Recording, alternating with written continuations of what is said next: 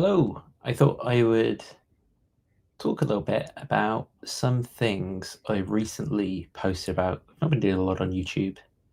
It's good to stay active.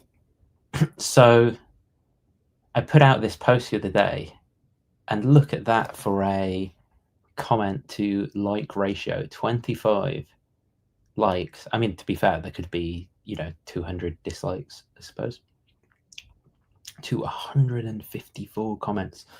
So the people who are engaging with this are very active, but there's not very many people who care enough.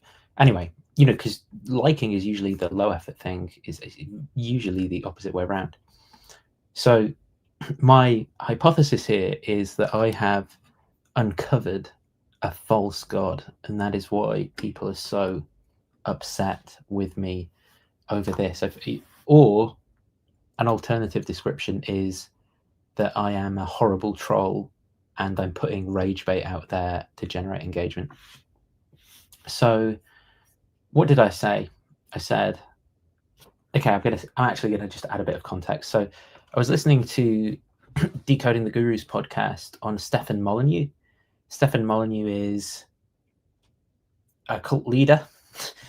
He's really from like the 2010s discourse more, and he's kind of like a sort of, what I would compare him to is like almost like a Rand, like people who are really into Ayn Rand, like a Randian, or there's people who are really into like Karl Popper, like some of them around Peter Boghossian at the minute, where they have a really bizarre framework that they're working in, but they sort of like force all answers into that framework. But to sort of add into the toxic mix with Molyneux is that there's sort of some weird views about IQ, race, and sex mixed in, and some like odd kind of Freudian pseudo psychology that he uses. So whenever someone disagrees with him, he kind of says, oh, that's because you've not forgiven your father or something, and gets quite manipulative with people. So I was listening to that, and the hosts, Chris and Matt, were listening to this Stefan Molyneux clip where he was arguing with someone, but the podcast wasn't about this. This was a side point, but the person who was talking to Stefan was talking about the correspondence theory of truth and was arguing for that view. And Chris and Matt, the two hosts, made a few claims about the correspondence theory, where they sort of, one of their arguments against Stefan was like that he had like a bad view of truth, whereas this guy was putting forward like a really good view. And that triggered me because I think that this is one of those areas where there's something that a lot of people say and uncritically endorse, even to the point of some quite extreme dogma, or even like very aggressive reactions when you even just slightly question the surface of this thing and actually don't have anything to say at all, right? I personally think that it's actually an unintelligible theory that's just empty and offers nothing, doesn't say anything at all about what it purports to explain. And so, I mean, I don't know what the hell Stefan Molyneux's alternative view was. I mean, I don't think he offered anything much better, but I don't think that this view should have the respect and credibility that some people seem to give it. Then there are a couple of claims that the host made that I wanted to address, one of which was they said, well, this is the view endorsed by most scientists. And I actually just don't think that's true. I'm not aware of any empirical data about scientists and what they believe about theories of truth. Maybe someone out there is. However, at least anecdotally, I'm aware of lots of scientists offering quite critical, pithy responses to people trying to bring in kind of robust or substantive metaphysical theories into their science, and famous quotes like "shut up and calculate." I mean, that's about quantum mechanics, but the point is, I don't think that you typically get that people have sophisticated or well-developed views of these things. Maybe there's a way of framing questions about correspondence where you could sort of launder a question that you would give to scientists about, say, for example, saying, do you think things exist independent of whether or not you think about them, or something like that, right? And that's not what the correspondence theory of truth says. That's consistent with, in fact, all theories of truth that I'm aware of that are sort of plausible candidate theories. But someone who was very uncautious and had an axe to grind, a conclusion to reach, could easily distort a survey by doing things like that and pretending that those sorts of questions reflect someone being committed to one of these theories of truth over the others. And the other kind of point I wanted to make here is that I actually can't see how commitment to any of these different theories of truth would make a difference with respect to any scientific activity. So for anything anyone does in the sciences, I don't think that there are any implications for performing that discipline, whether or not you endorse the correspondence theory, deflationary theory, any kind of anti-realist theory out there, like coherentism. I don't think that anything follows at all about what you can and can't do in those sciences. That is to say, I don't think that a commitment to the correspondence theory is indispensable for anything. It's not a theory of any of the sciences, and it's not required that you believe in this thing to be able to do something in the sciences that you can't otherwise do. The second claim that they made was about what most philosophers believe, and they were right to say that most philosophers self-report as being correspondence theorists. In the 2020 Phil paper survey, it's something like 51 to 53%, something like that.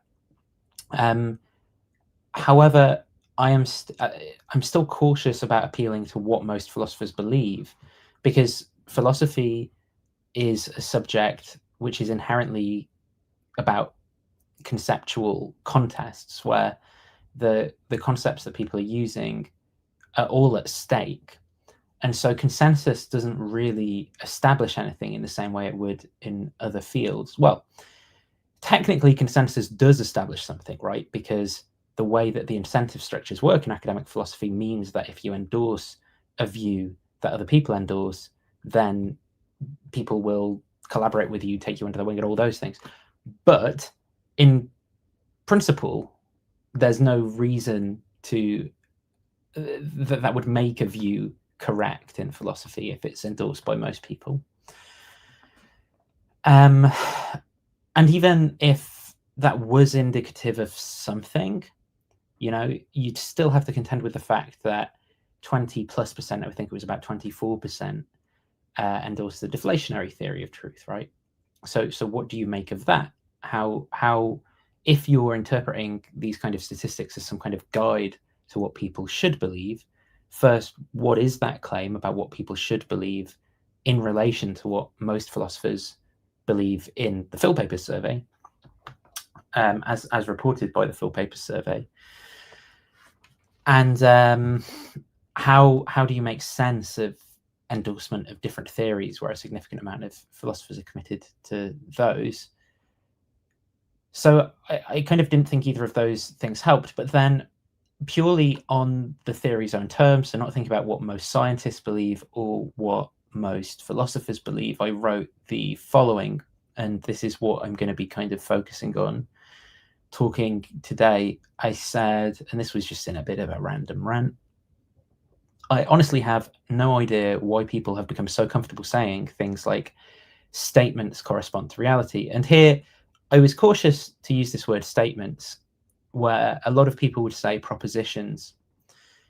I think that part of the problem, part of this methodological problem that I have with philosophy, is that I think that there are implicit commitments around philosophy of language, mind, and metaphysics that people make when they use specialist language that wouldn't be used by non-philosophers. And one of those pieces of specialist language is the term proposition, which implies or connotes a lot of baggage that I don't want to bring in. And I don't think people should bring in. I think it's very unfair to use a term like that.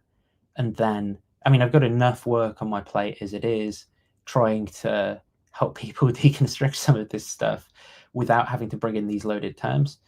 I take statement to be, I mean, not that any phrasing is theory neutral, but to be about as neutral as you can get.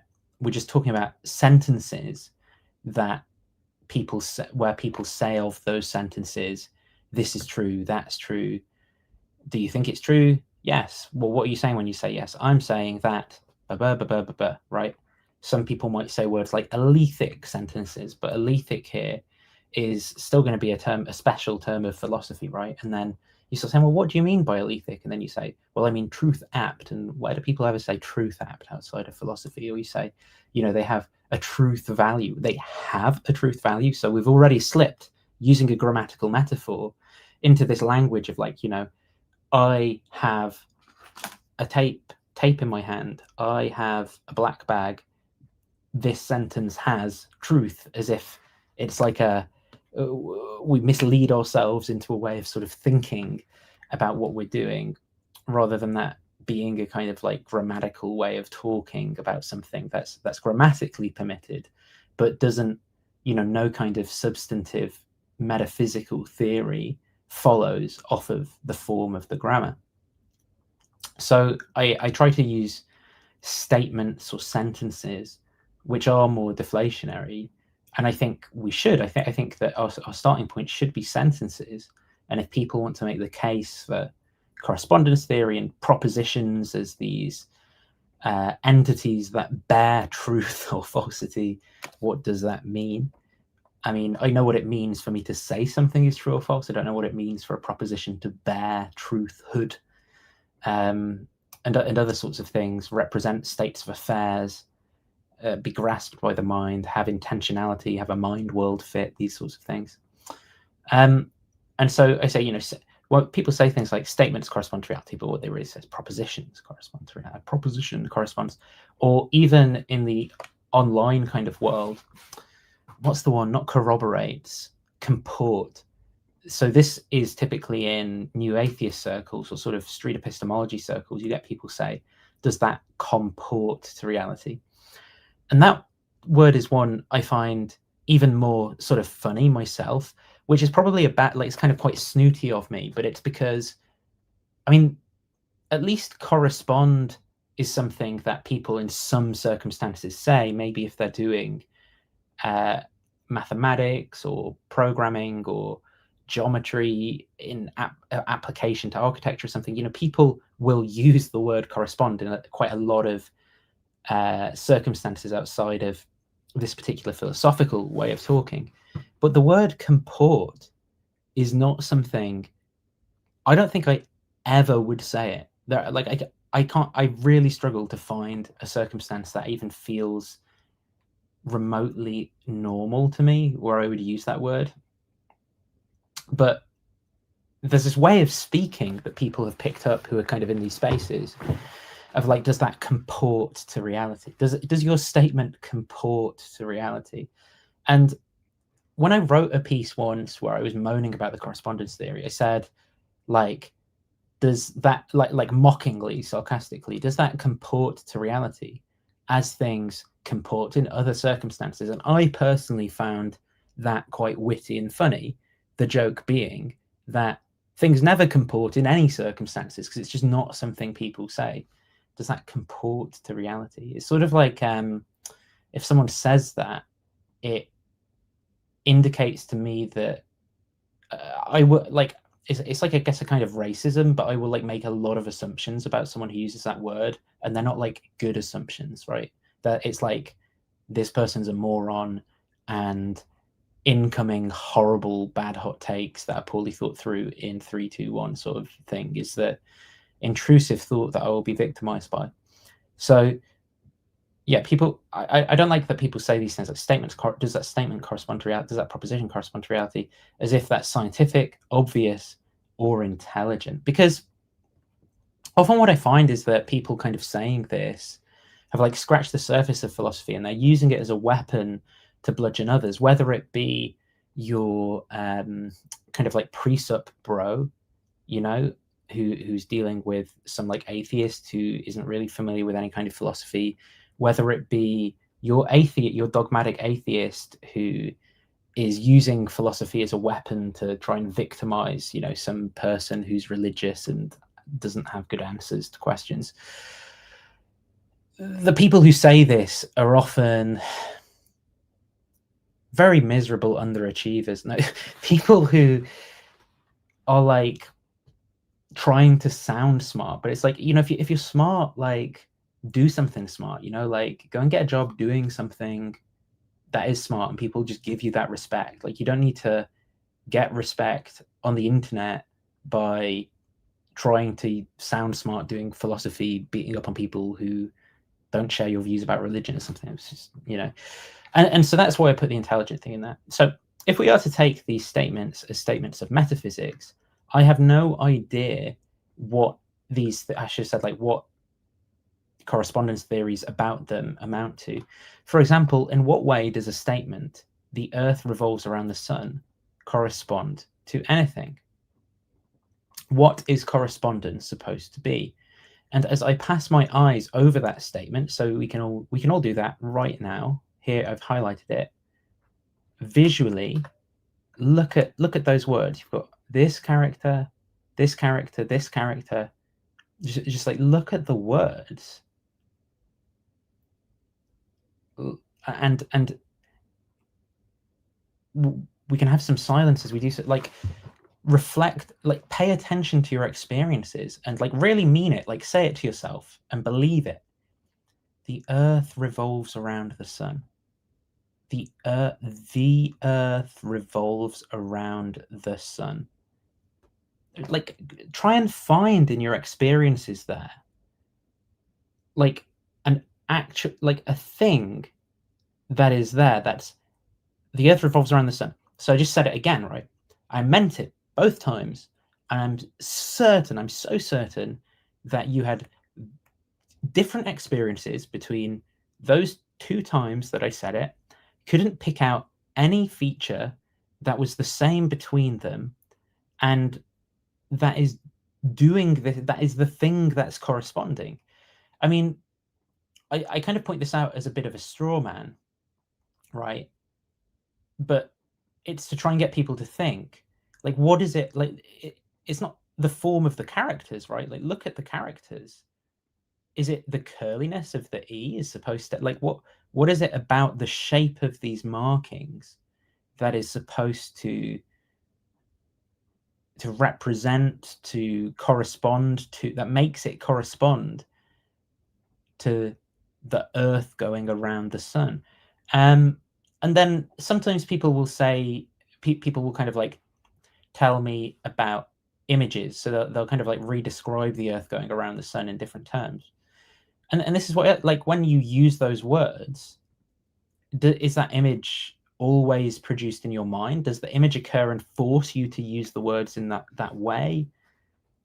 If someone doesn't produce the same image as you, what even is that image? Like, if you're looking at your screen right now, say the earth revolves around the sun, and try and produce this kind of like image in your head, right? I can do that. I can have a sort of quasi visual hallucination. It's not quite clear what it is. It's like I'm looking nowhere, but my visual field, I still see this text on the screen in front of me. It doesn't go away just because I try to like induce a visual hallucination in myself at the same time. And it changes, like it's like a ghost. I'm not sure that I'm really hallucinating or seeing anything. I don't know what the hell that is, but it's not even always there when I say it and mean it and believe it, and it's not forcing me to use those words that way. And that's the closest thing that I can imagine is supposed to be meant by the proposition that is corresponding. otherwise I can't find anything. Is it the way it sounds in my ear, the way I feel at the time I say it? How is that sequence of characters corresponding in that sense of, I said the world in that sense to the world? How is it corresponding to the world, right? I mean, couldn't we just have a different sequence of characters? Do people not say this sentence in Chinese and Japanese? I know that various metaphors about maps here are appealing. So this is because the sort of next thing that people often do here is start talking about maps, and they'll say, "Oh, well, it's like the map and the territory," and you maybe they'll like just say something pointless like you're confusing the map and the territory. Map territory fallacy if they're particularly obnoxious. And okay, like I understand the metaphor, right? I know what the metaphor is saying. I know how to use a map, and I know about territory. I know how to use a map to functionally travel around a place. Okay. And I know how to look at a map sort of next to a place and place things in correspondence with one another in order to orient the map and sort of translate what I see in the world to what I see on the map. I'm not doing anything like that here. I don't take this sentence and stand side, like I've just highlighted that sentence. I'm looking at it. I don't look at something else next to it and place it in relation and go, yeah, that bit here's the Earth goes here and revolves around the sun goes here. I don't even have 3 points to use triangulation, which is one of the golden rules of orienteering. So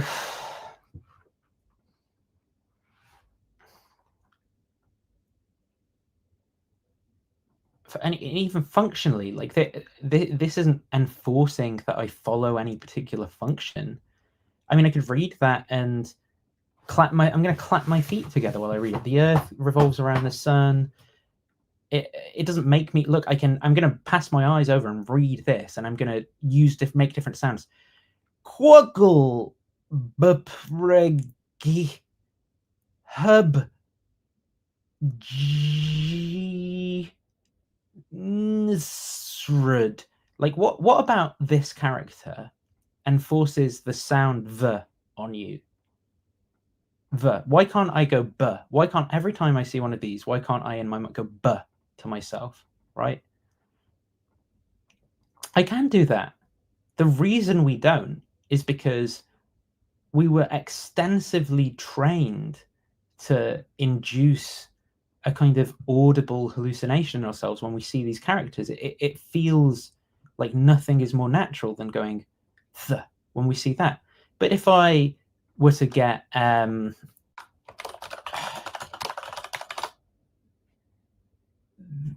Chinese, the Earth goes around the sun, right?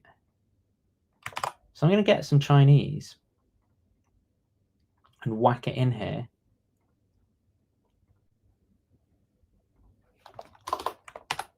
I mean, just look at this now, right? Does that do, like, what sounds? I have no, I mean, I'm sure like probably some of you speak Chinese, right?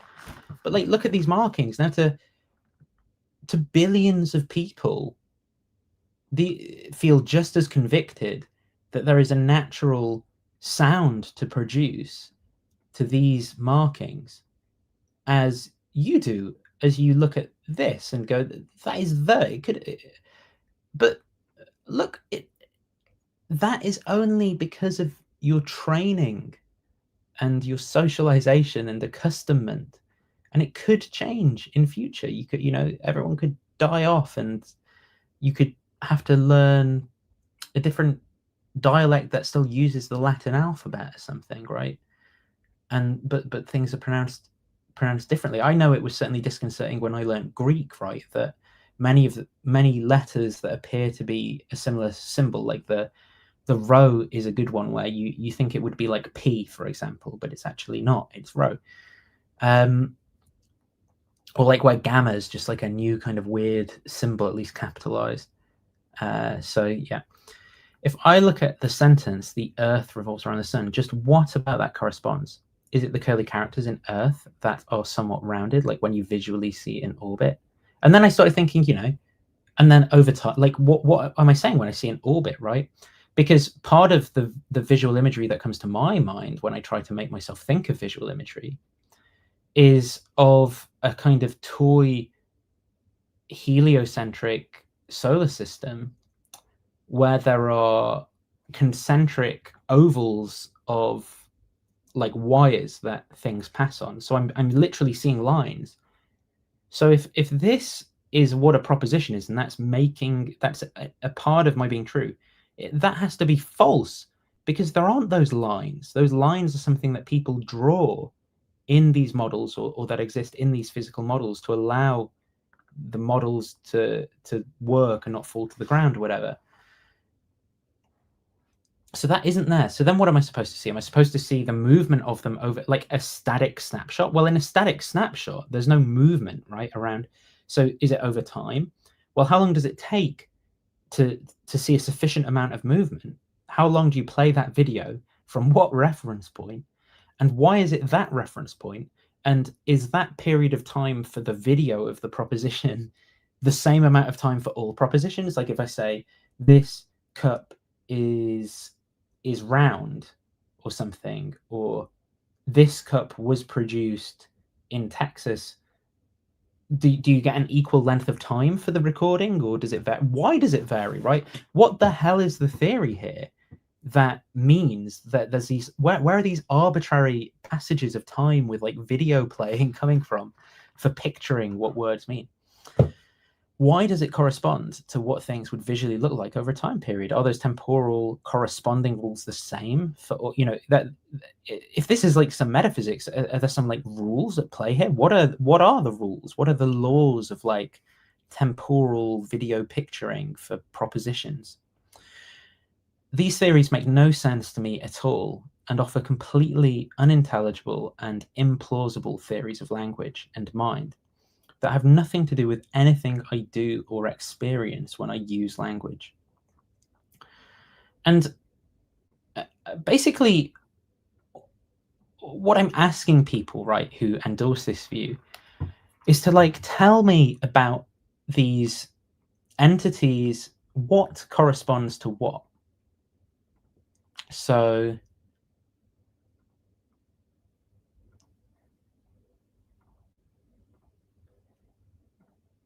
if we're talking about correspondence, right, there's like something,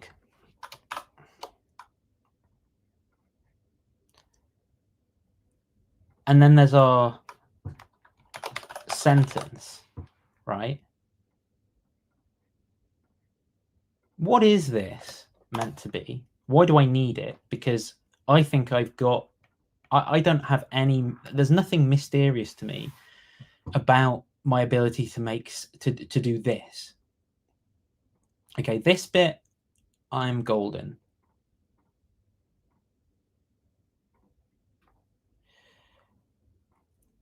I'm absolutely fine with this. I can produce, I can make sounds. Look, I can even do this. I'm telling you, I'm gonna use my monkey paws to bash a sentence. I just whack these little bits on my keyboard with my meaty monkey paws, and it does that. There's nothing like, there's no magic there. Do you know what I mean? No magic. I promise you, I have got hairy, meaty monkey paws. I'm not a special angelic being. I don't have special powers. I thump things with my meat bits. That's what she said. So this to me is a complete mystery. And then there's this other thing that people do where they talk about reality, right? Which is what things correspond to. So the immediate thing I find bizarre about this is, I mean, if these, I mean, they could be a part of reality, but if these are not in reality, then what the hell are they, right? So how does that fit together?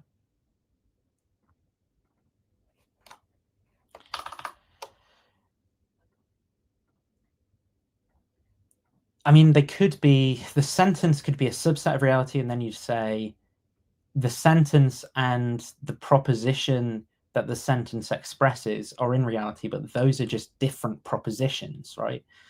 I'm sure, though, there would be some weird model theoretic things there where you would end up with like kind of infinite kind of different clusters of propositions, because like it'd be like, okay, so here's in reality a proposition. This is apparently a teacup. You'll have to imagine. I think it's quite good, but people are free to have the wrong opinions in the UK. This isn't America. Okay. So I might say,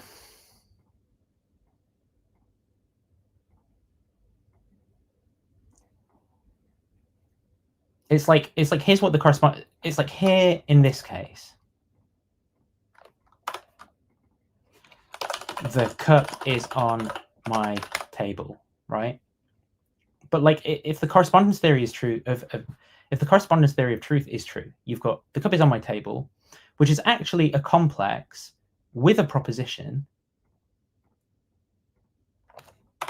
such that the cup is on my table actually means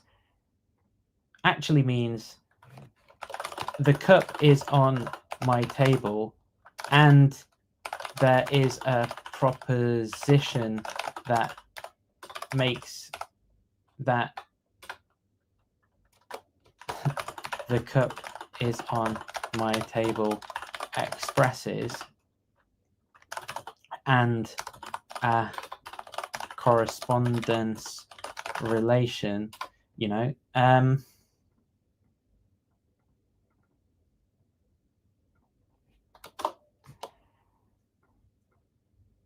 then about all of that, you've got like another proposition now about and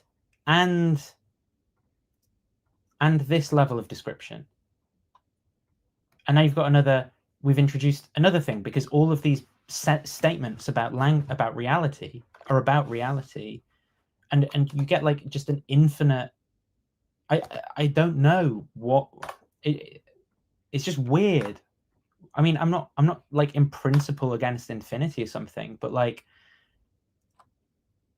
if my view, if commitment to a view that is supposed to be like offering me like a kind of good clean theory just immediately commits me to an infinite multiplication of entities, that seems like maybe a downside to it.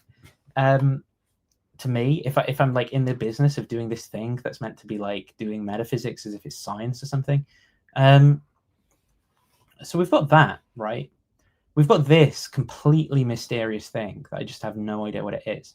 But then when people say like that's, I'm going to turn off the radio because it's fucking too hot. But like when people say and like the proposition is made true by a state of affairs, they also postulate this thing, like a correspondence relation making true. Like, what is this supposed to be? And I have no idea. Why is this, whatever it is, made true by that, as opposed to being made true, and you know what's coming, those of you with a sense of humor, by this, which is the correspondence theory of truth.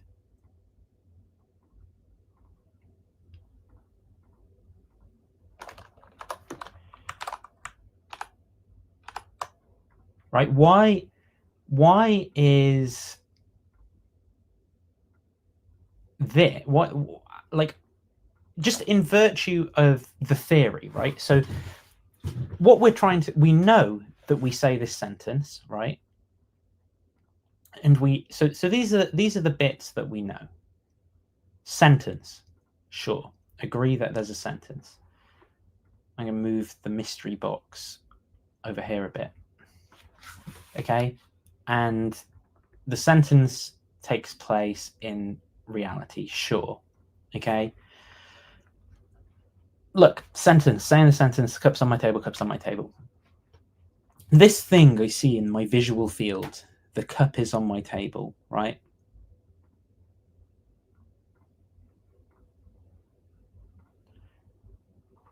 And why is it this bit of my visual field that makes it true? Well, you say, well, because that is what we're trying to explain, right? The sentence is the cup is on my table.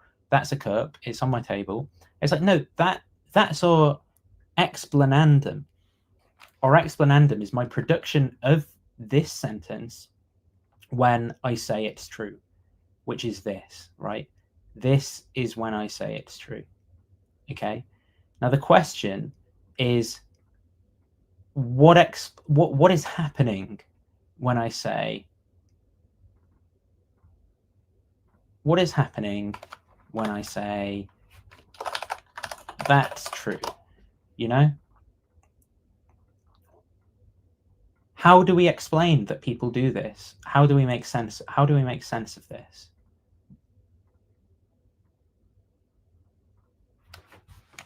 Right? And so some people say, well, there's a proposition that corresponds to reality. So okay. So here's your theory. Right? Your theory is that there's this thing, this metaphysical relation called a correspondence relation. Now, what I want to know, so here's my question then for your theory.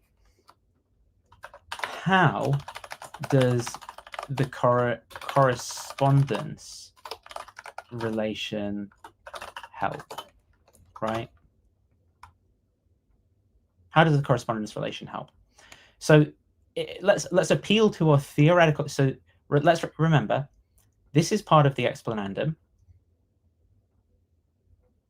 This is the explanandum as well, right? This is also the explanandum. Okay. So the bits in green, we take them for granted. We're not, they're not, they shouldn't be in our explanation. We're trying to explain them, right? So what do we offer? This entity called a proposition, don't know what that is. Don't know. And a relation between the proposition and the sentence, by the way. I don't know what this is. This is mysterious. What the hell is this? How is a sentence, is it caused by a proposition? Does having the proposition make me produce a certain bit of language, or what are the constraints on that? I don't know. But then there's this metaphysical relation of being made true by, where the proposition is made true by reality, right? How does reality pick out this proposition to make it true? How? Why not this bit of it? Why not this bit of it? What, and what about these ones over here? Here's a different mug.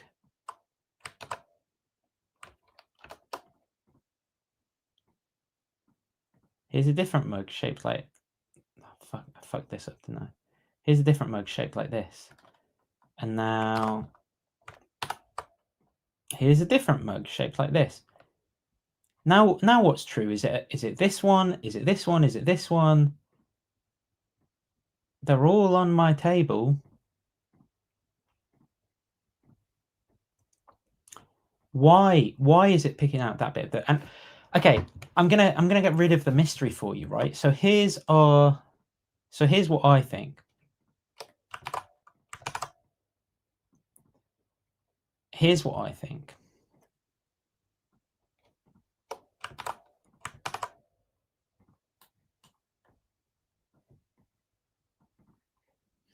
I'm gonna get rid of the mystery.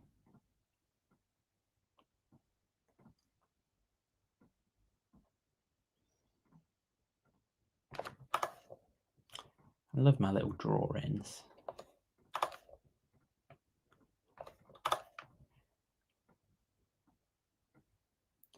So a person presented with this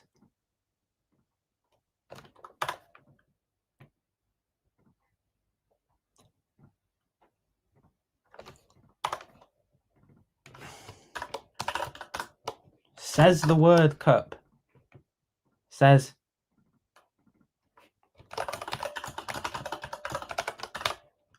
right. So what I'm introducing here is that there's these things called people, right? And here's what people can do. People can see things. People can produce sentences. They can talk, write, hand sign, etc. Right? And the thing is, for anyone who disagrees with what my view here in terms of commitments, they're already. It's not like when someone says this, they don't also believe that people say things and see things. All of that is going to be stuff that already. I mean, they could deny that, of course. They could deny that, but all of that, I think, is stuff that they will already believe, that people exist, and that the people are the ones who say things, and that people see things. And what I say is that what happens with this person is that they learn and acquire a certain type of skill whereby when presented with objects like that, they're able to produce markings in this sequence. They're able to produce noises of this nature. And nowhere in here is there a mysterious thing, right? Who does it? The person. People talk. What I don't think happens is I don't think. Let me get a red cross emoji.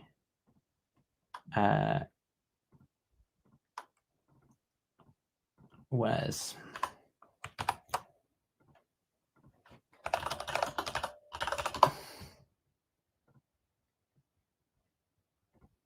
this one? This is what I want.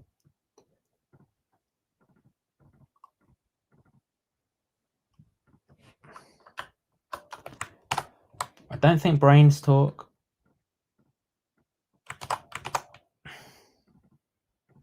Don't think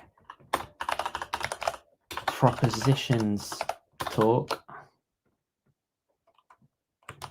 Don't think cognitions talk. Okay, we are gonna broke, and then we're gonna go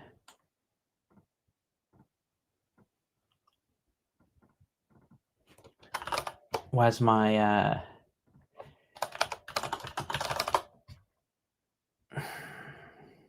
meme?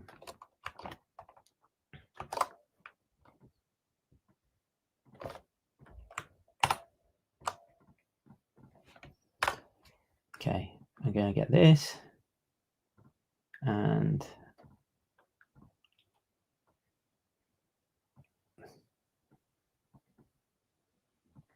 then we're gonna go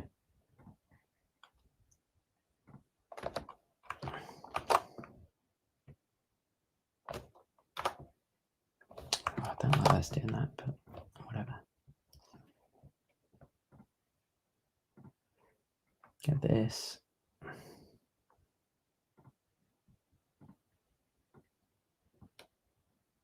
Woke. And then we want like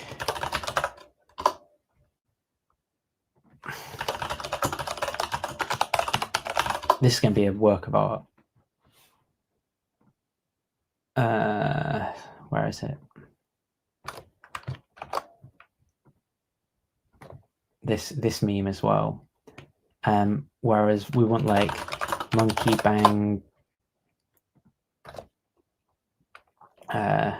Where's like monkey bang stick, something like that.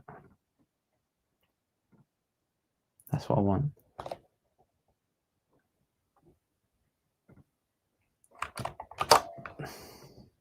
Yeah, this is what I want. And then like Aristotle degrees of being, something like that, as like an image. Right. Okay, so here's our broke, and we're going to put in this stuff, yeah. Okay, no like neuron activation, no Aristotelian degrees of being with man below the angels and his intellectus. I don't even know if that's Latin, but I'm just putting it. I mean, that's Greek, so separating him. No dead salmon MRI scan.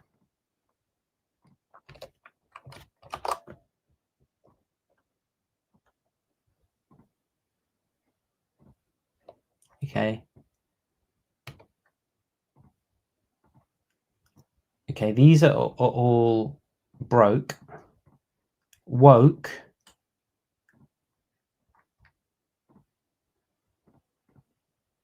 And this is woke. Okay, and this is us. This is me.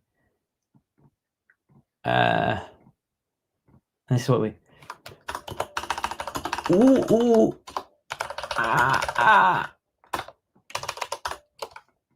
And this is like, and here's what I want. Every time you see this, this is what I want you to think of. Okay. CERN, Albert Einstein,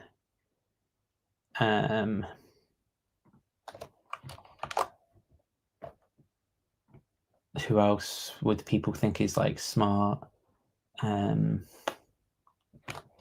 put Obama in there. No, actually, this could get, I could get cancelled for this. maybe I shouldn't.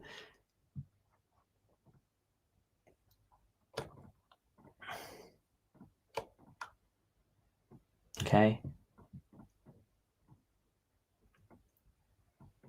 And this is woke. Okay, this is what's going on. All your science man, all your what's the like price curve? Yeah, supply and demand.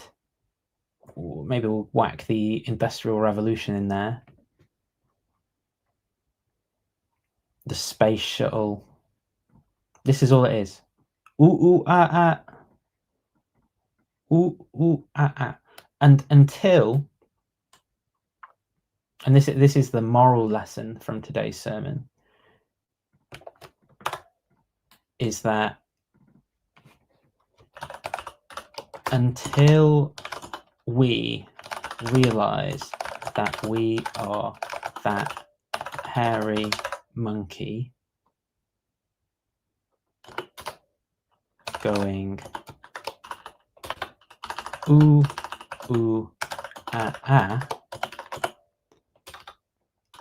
we won't have the required humility to not destroy all life on Earth with our greed and hubristic. No, that's not quite right. Not hubristic. Our greed and irrational overconfidence in ourselves as some kind of magic intentional meaning God rationality being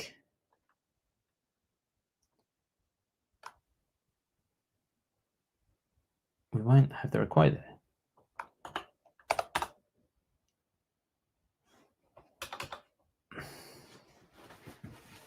We won't have the required humility to not destroy all life on Earth with our greed and irrational overconfidence in ourselves as some kind of magic, intentional meaning, God rationality beings.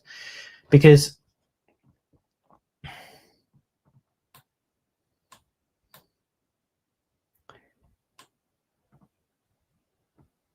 it's a bit of okay. This conclusion, you don't have. We can leave this conclusion. You don't have to buy into this bit. Okay, this is a bit extra. This is a little bit extra here. But this is what I'm talking about.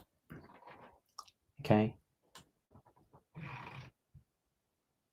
Ooh ooh ah ah. Ooh ooh ooh ah ah ah. Ooh ooh ah ah.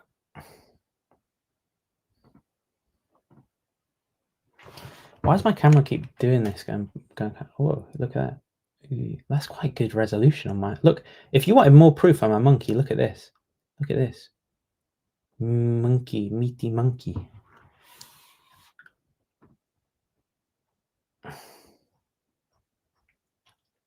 Okay, let's see what chat said. According to the consensus equal truth principle as a hinge commitment, you are wrong. Checkmate, pragmatism, boy. Nice. Got me. Got him. Have you looked at the SE survey before? I don't want to kill myself. All the time as we should. It seems to me we ought to have methods of determining the truth of many, if not most. I don't think that's right. I don't know. Well, it depends what you're saying. But I can't see any reason why there would be like one method to rule them all, like the ring of Ganges. Ganges, one. I think that, I mean, like, look, if it's a statement of statistics, there are rules of statistics that statisticians have developed. If it's a statement of psychology, there's a game that psychologists are playing, right? There are many different ways that methods that we apply to statements.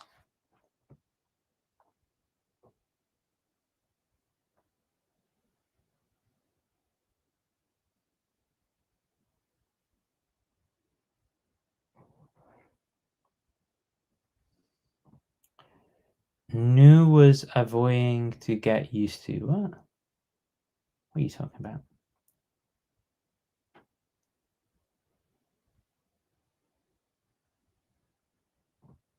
Grounding should be seen as an elective indicating act per some external trusted provision. Comping to that provision. I have no idea what you're talking about. If we work in a language like mathematics instead of English, does that change things at all? If I have a measurement device with actual numbers on, is that some kind of correspondence? I don't think so. But I think that this is a really good example of the way that our words, our discourses connect to the world.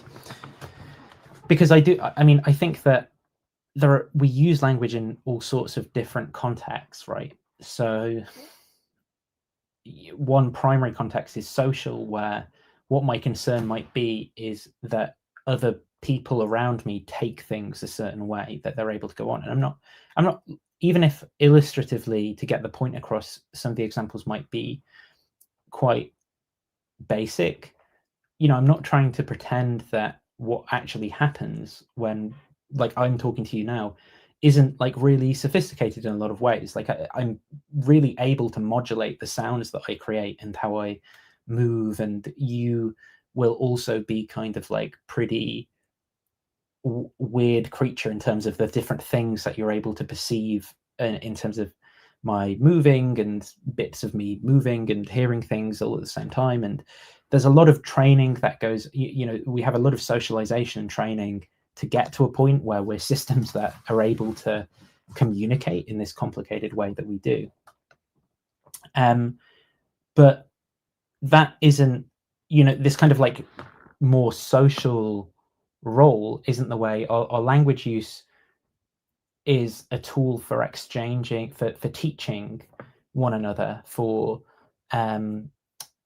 correcting. And in one of the great things about like engineering and sciences is that the way that we use these words is connected to activities. So what's quite powerful about science is that we've produced really specified sets of skills that are very rigorous and repeatable and highly controlled in many ways, that we can teach one another, and then we can produce ways of talking about those where we can operate within our discourse, our way of talking about it, and then go back to the doing stuff and controlling and setting things up.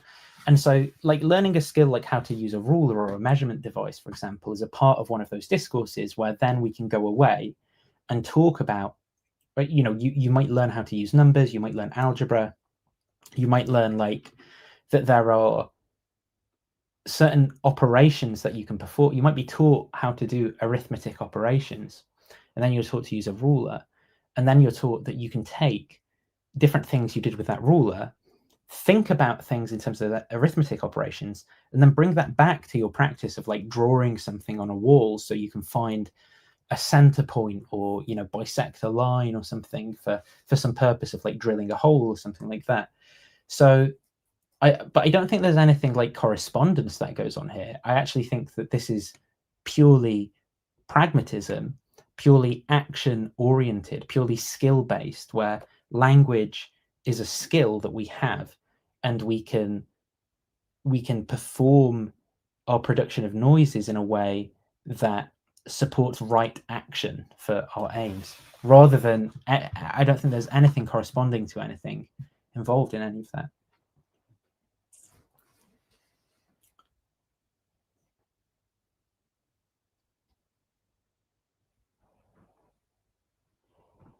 It sounds vaguely like the problem psychophysical harmony is trying to solve, not the. No, I agree, because I mean I think that this and the cluster of issues that relate around what I take to be these what representationalist views of language and mind center a whole lot of philosophy that I think is wrong, and pseudo problems and non-issues. And I mean, one of those central, right, in scare quotes to me, issues that psychophysical harmony trades on is this idea of semantic representation of terms for psychological predicates like pain, and being able to divorce those as entities from reality, right? This distinction between the meaning as a representational entity in reality and the way that they relate to one another. I think that is incoherent, because I don't think that there is like and this is where the kind of mind thesis even plays a bit more of a role, because they sort of will talk about correct labelings of feelings or something, or experiences. Like they think that pain is one particular like sample of an experience that is labeled thus, and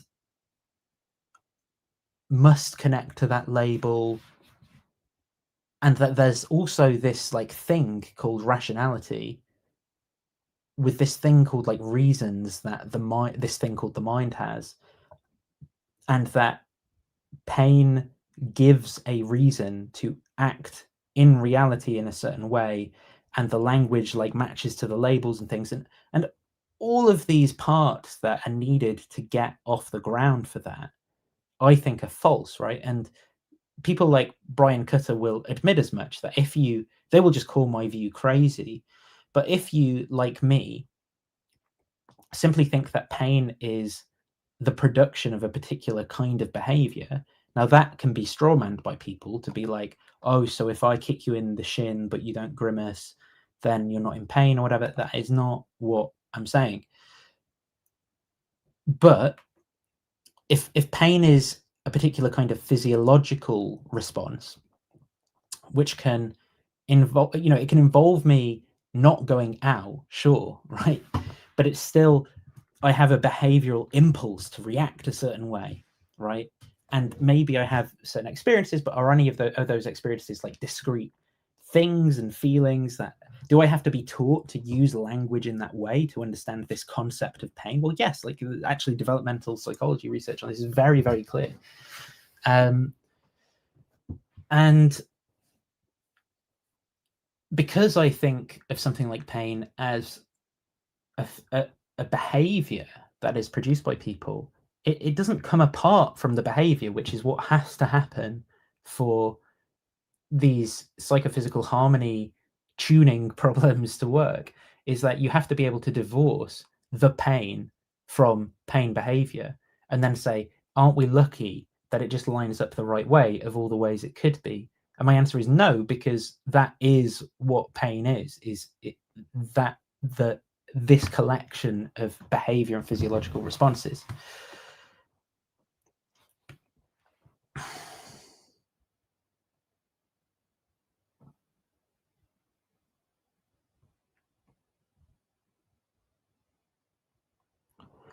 Monkey bang stick sounds perfect. I mean, that is the point in a way. I think we get far too up on our high horses about what we are and then see ourselves as divorced from nature, and we shouldn't, is my political message of the day. And then we start overproducing iPhones and making children work in cobalt mines for it because rationality dictates. The markets.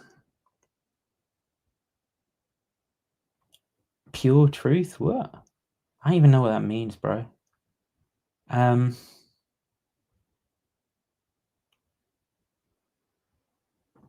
we go. Your rejection of the meme is leaving a gap in your materialist model. So you think people are appealing to metaphysics when they are appealing to memes as real physical objects? I literally don't know what you're saying. No, though. You're just talking about like the fact that I don't like meme as a theory, memes as a theory. You think people are appealing to metaphysics? Well, no, I don't think anyone. I think people who do philosophy are appealing to metaphysics. I don't think non-philosophers have metaphysical or philosophical views often. Almost all of the experimental philosophy I've come across has pointed to non-philosophers not having philosophical views. And then what I also come across a lot then is experimental philosophers going, so are people pro-axists or anti-axists, right? And then they're like, well, what we found in the data, it's kind of hard to make sense of it between these two paradigms. It's like, yeah, because people aren't either of those. And that's kind of what like Lance's whole dissertation was on. And we went to the European Conference in Experimental Philosophy together, and almost it was almost like beyond a joke. I was getting triggered. Like everyone was doing this, where they set up an experiment to determine, are people, do they hold this view or anti this view about reference, about metaethics, about modality, whatever. And every single time they were like, well, the data shows a mixed picture and we're not sure how to make sense of it. And I'm like, well, I think that is just best explained by people not having a substantive philosophical view. And I mean, assuming that the surveys and things that were conducted are even valid measures of whether or not people have those views as well, which is often a problem. But the point is, so I don't think that people are appealing to metaphysics. And it depends which people. I don't know.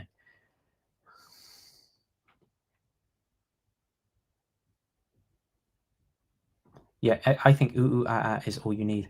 That is my. If I ever write a book of Christian theology, maybe I'll have like Monkey Jesus. It'll be like ooh, ooh, ah, ah. He came to save the monk. Addison, I seen your comment. I'm not even bringing it up. I see propositions as intermediate language. Well, I know that these are the sorts of things people say, but you've not actually produced anything there, have you? You've now given these things something else to do. But if this is a thing they're doing, right now, fill in the details of your theory. How do these things exist? What is their existence like, such that they force Chinese and English to be intertranslatable? How do they? What are the constraints that they put on? How far the languages have to agree, because it is true that there are these things called propositions and languages expressing them, because there are concepts and statements in different languages that can be expressed in some and not others. Why is that the case? What's the true proposition in those cases? How can we tell from this theory? Does this theory help us resolve those kinds of issues? Can there be complete disconnection? It just raises even more questions. I think that, again, this is something that people say that may sound plausible in the first 5 seconds of thinking about something, but just there's nothing there. It doesn't go anywhere.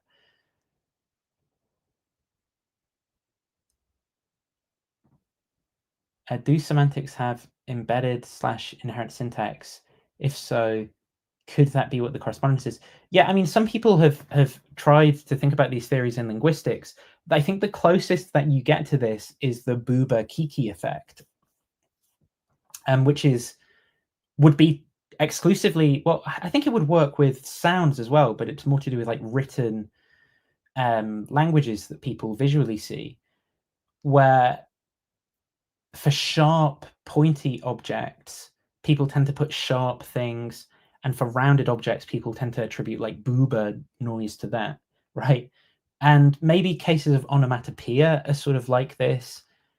And I think that plausibly there are going to be like some, what would you say, like physiological affordances or something, where there's going to be like a relationship between our sensory experience and the type of language that we then use to talk about that thing going forward. So if something's like really long and curvy, there's probably a tendency to go like ooh about it or whatever.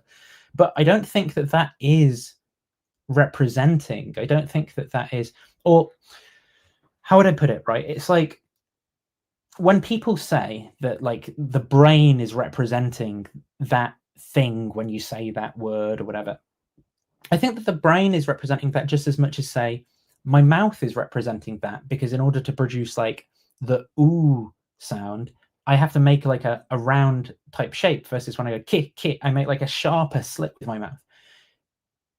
My cognitions and brain are representing the thing being talked about just as much as the shape of my mouth is, like it's just like this really, why even say it? It's not explaining or adding it's just a bad, I think it's just a bad theory.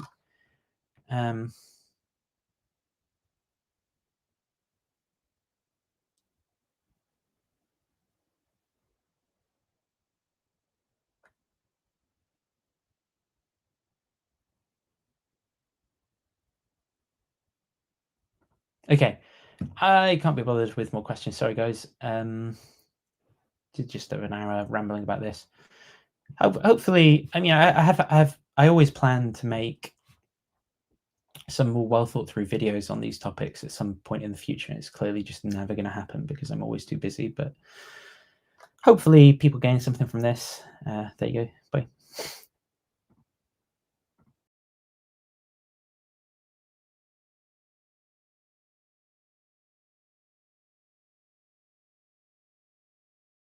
Didn't end the stream, did I? Bye.